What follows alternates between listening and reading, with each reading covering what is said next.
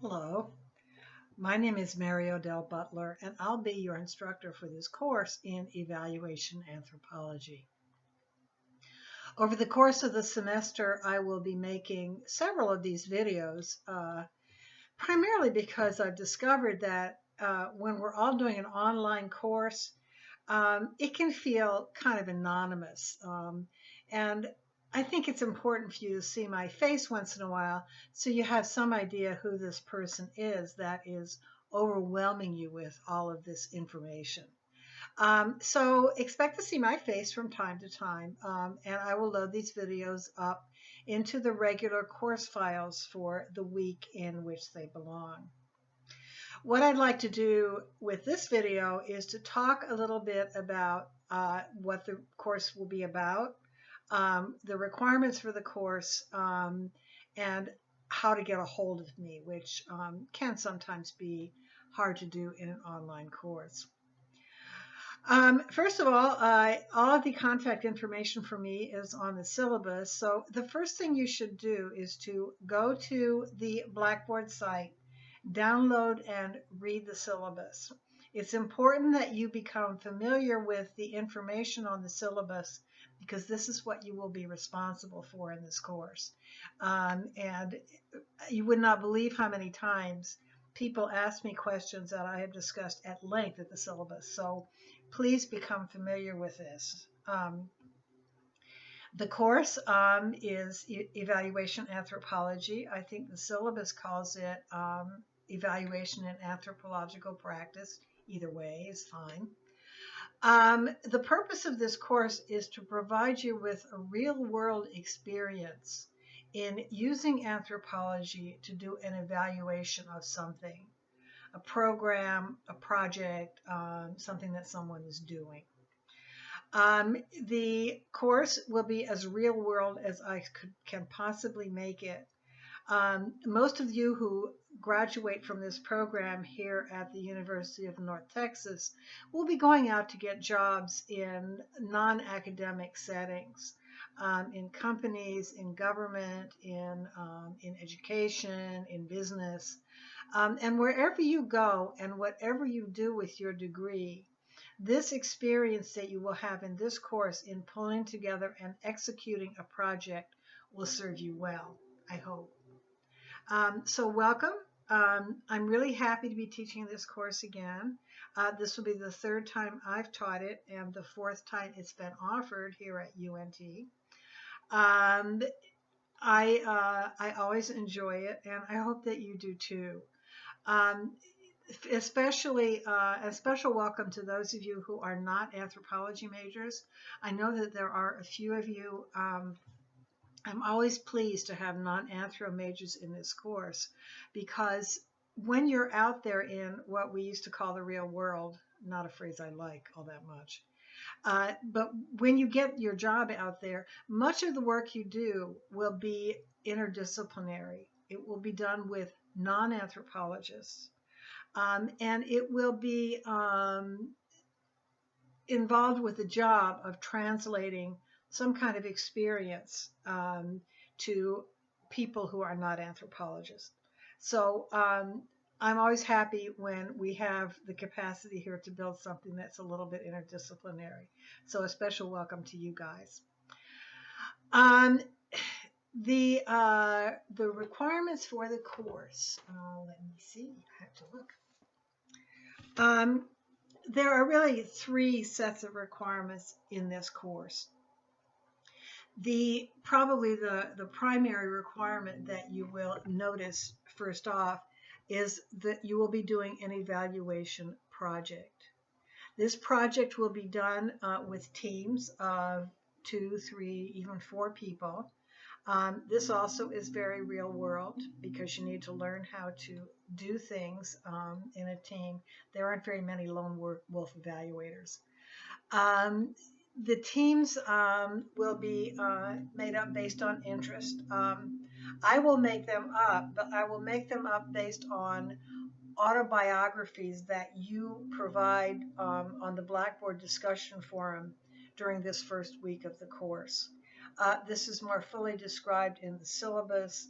Basically, You should go on Blackboard to that first discussion forum, which is called, I think, Introductions, and write a little autobiography of yourself, saying, who you are, what your major is, what you hope to do when you get out of here, what your interests are, anything you think people would need to know to decide whether you would be a good person to work with.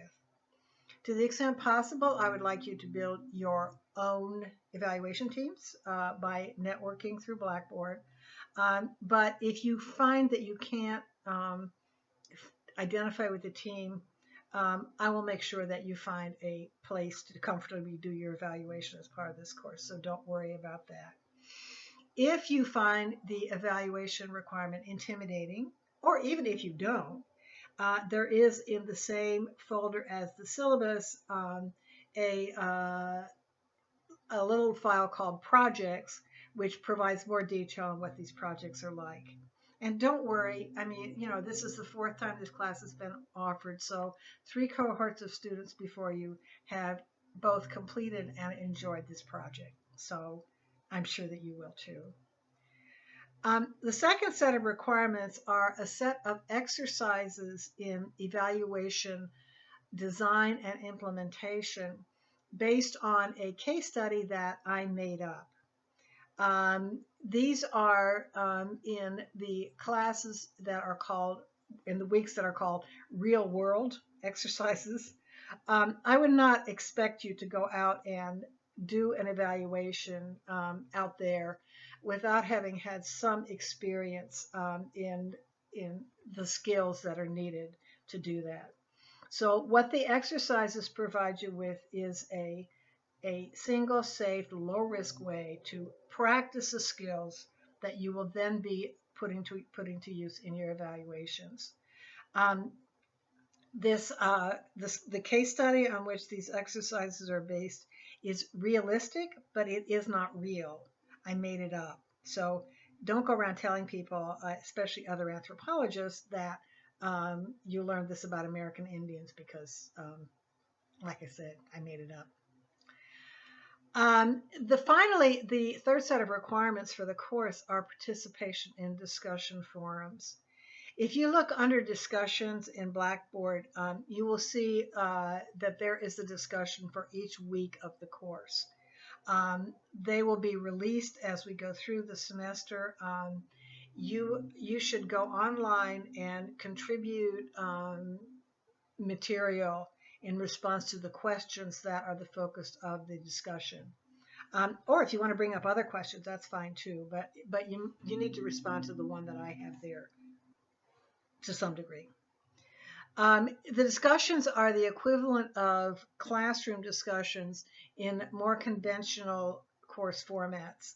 The way that we learn in graduate school is from each other as much as from the professors. So the place where you will exchange information and learn from each other is in the discussion forums. They are required. There are 10 of them, and each one is worth 1 point, which is enough if you don't do them all to keep you from getting an A.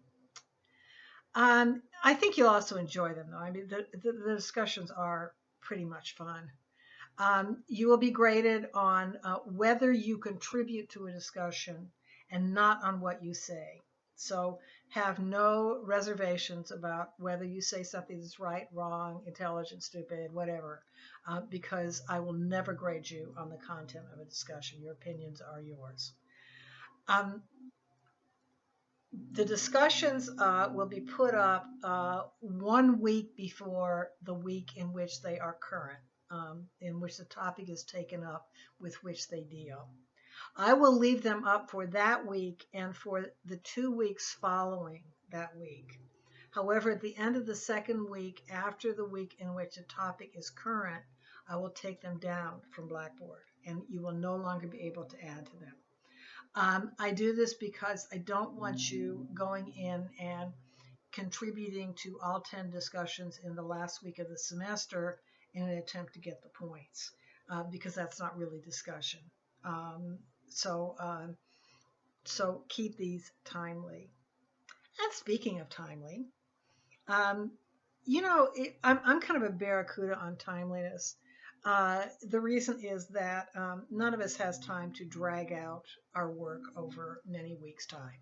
So 10% of your grade will be based on whether the things that you need to submit, the steps in the evaluation, the discussion forums, and the exercises are in on time.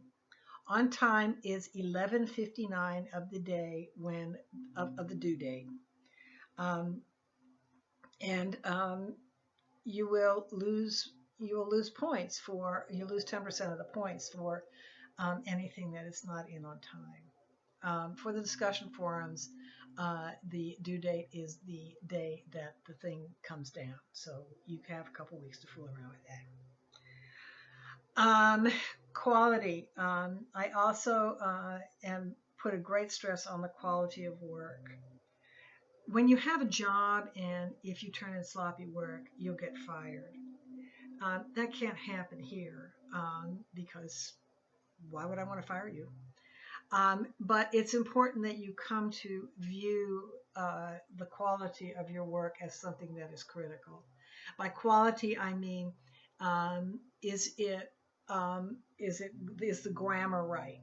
Is the spelling correct? Is it formatted so that I can read it? In other words, is it of good enough quality to be accessible to me? If you're in any doubt about the quality of your work, I have to be able to understand it. It has to be clear. If you're in doubt about that, have someone else read it, an intelligent someone. If they understand it, then so will I. And if they don't, then you maybe need to go back and organize it a little bit better than it is. Teamwork. Teamwork is very important on the evaluation project. Once again, if you're on the job and you don't pull your weight on a team, eventually you'll get fired. That can't happen here. And it's been my experience that very often on these classroom teams that people will hesitate to complain about a teammate who's not pulling their work. They'll instead just work harder themselves and put up with it. I really don't like this. So please, once you're committed to be on a team, pull your weight, please. Just to check on the status of things. At random times throughout the semester, I'll send you emails asking how it's going with your teams. If you have a team member who is not participating, you can let me know. This is not risk-free. I mean, if you're on a team, it's not hard to guess who talked about you. But if it's worth it to you to let me know, then I will contact the person who is being a problem on the team. I will be confidential. I'll never tell anybody that so-and-so told me such and such about so-and-so, but they can probably guess. So you need to consider that in making your decision about what to do here. Getting a hold of me. As you probably have observed, I'm not on campus. This can be a problem, especially for someone like me, because I tend to be pretty busy most of the time. However, because you're remote and because I know that it's a graduate course and it's important for you to be able to talk to me, I try to be as available as I possibly can. My contact information is on the syllabus. I urge you to contact me whenever you need me. If you want to talk a long time on the phone, probably we should email and make an appointment.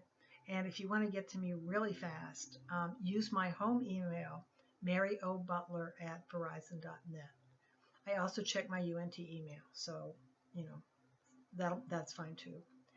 Time to hang up. I'm running out of time here, but I'll talk to you next week. Happy hunting on Blackboard. Bye.